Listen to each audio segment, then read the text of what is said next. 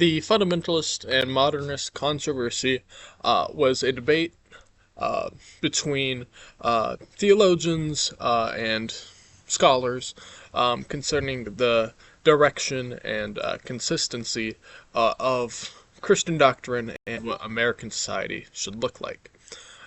Centered in these debates were the importance of the ideas of like evolution, the inerrancy of the is the Bible 100% true, the divinity of Jesus, all of those issues.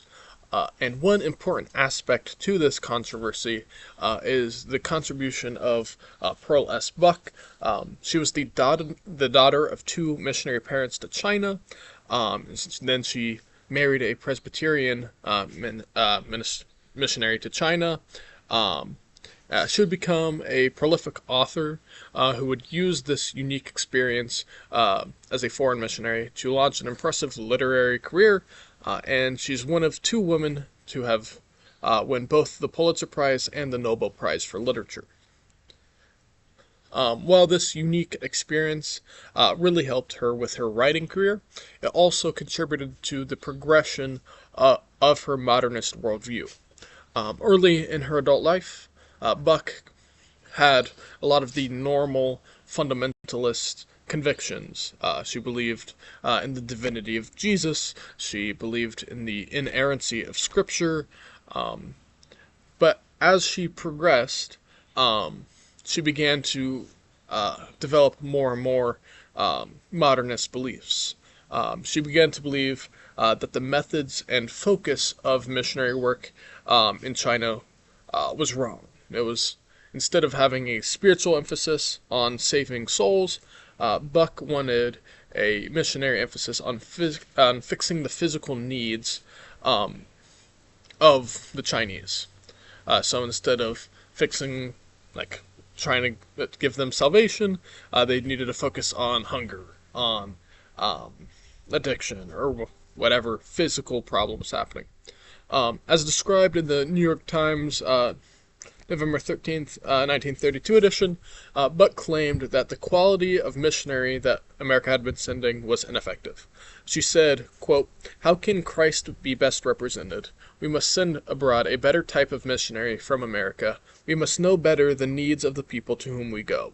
We must realize that we have scarcely begun in the foreign land.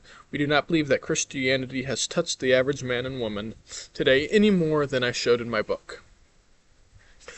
Due to this combination of critique, Buck began to receive pressure from the Presbyterian Foreign Missions Board and was threatened with heresy trials.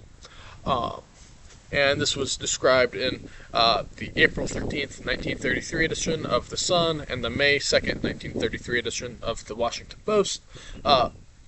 Buck advocated for a missionary effort that was free from Christianity, which she described as a quote-unquote magical religion. It relied on miracles. It relied on, to use the words from the Bible itself, the foolish things of the world to shame the wise.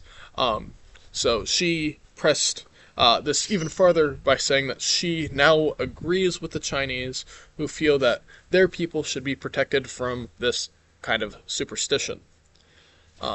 Ultimately, Buck responded to these threats to heresy trials by resigning from her position as a missionary and really just living out the majority of the rest of her days in China. She became one of the leading American experts on China, and she continued her prolific writing career there.